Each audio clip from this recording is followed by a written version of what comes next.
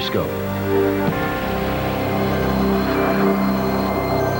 Big storms are beating up on both the east and west coasts, bringing rain and snow to some areas. Hello, I'm Paul Emick, and welcome to this edition of WeatherScope. And we'll have complete coverage of the western storm, but first let's look at the northeast, where it's a rough night. And in many places, that includes New York City. Christina Abernathy's in the Forecast Center now with an update. Christina?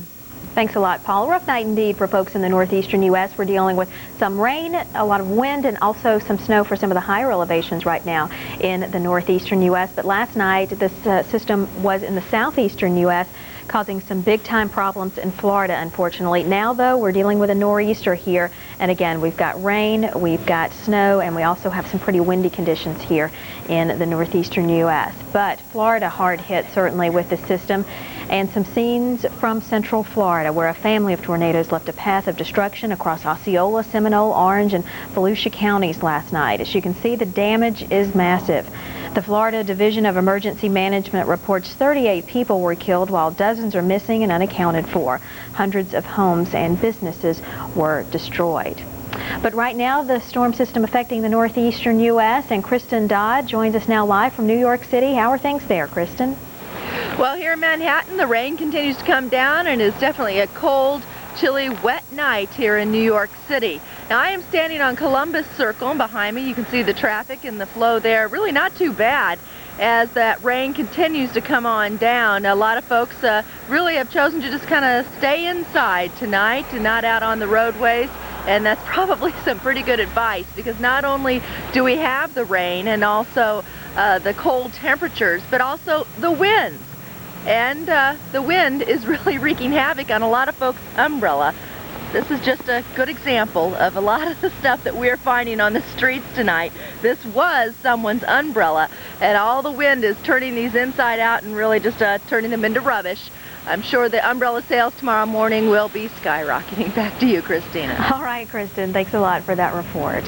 Well, we're joined now by meteorologist Dan Graff. And Dan, impressive picture there of an umbrella. Maybe you can tell us a little bit about what's going on with this system, why all the wet weather and not a lot of snow except for the higher elevations. Well, we've seen a very strong disturbance move up the East Coast. It's funneling lots of Atlantic moisture right into the New York City area. I think Kristen Dodd's prediction of umbrella sales is definitely going to be true, and probably tonight too. The winds have been heaviest right along the coast.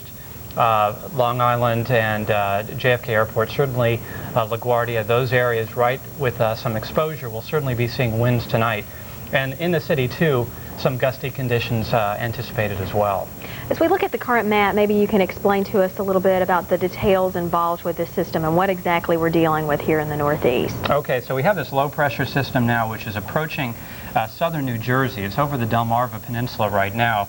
It's heading gradually to the north, but only gradually because high pressure both at the surface and aloft to the north is inhibiting its northward progress, and we also have some dry air in place for the time being up in here. So precipitation is only gradually moving northward. We had some cold air at about 5,000 feet in the atmosphere over interior New York State and over the eastern Great Lakes last night. Some of that cold air has gotten incorporated into the system, and therefore the higher elevations where we've had some source into that cold air, some tap into that cold air, we do have snow. In central Pennsylvania has been the hot spot with at least 6 inches of snow in sections near Altoona and Johnstown. And you can see where the heaviest concentration of precipitation is there.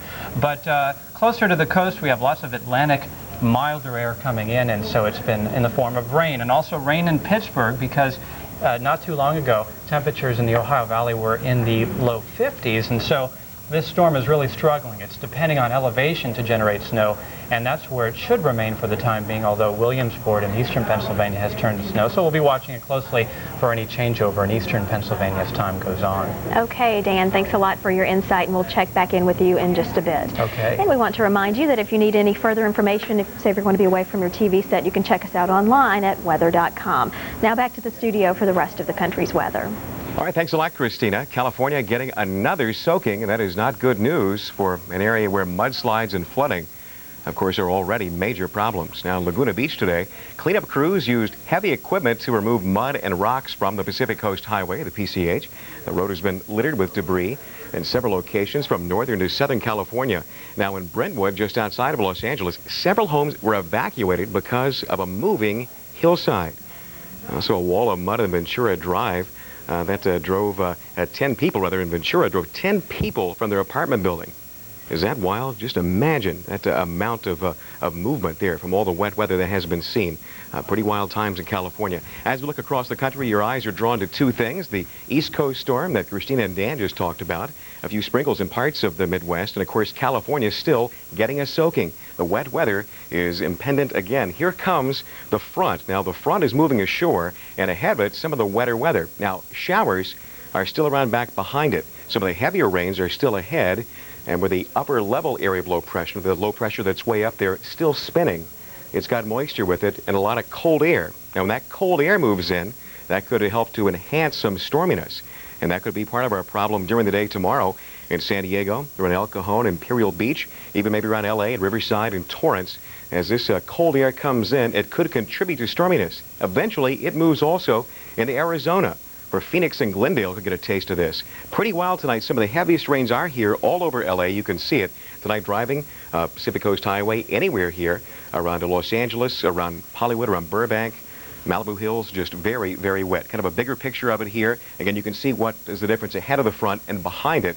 More showery pattern. You can see some showers here popping up in the northern parts of California. Something else to think about will be some very high amounts of snowfall here, especially in the parts of the Sierra and eventually in the southern parts of California. Let's have a little bit of a talk. We talk about El Nino-driven storms and what type of an effect El Nino may have. With that story, here's Dan Graff. I've heard a lot in the media about whether storms have been sponsored by El Nino, whether they've been created by El Nino. Turns out that El Nino does play a major role in storms, but not necessarily whether it actually creates them. So let's take a look at the satellite picture. We have quite a storm moving into California now. You can see it here. It's a huge storm, but it originated in the Gulf of Alaska. It came down like this and dug southward.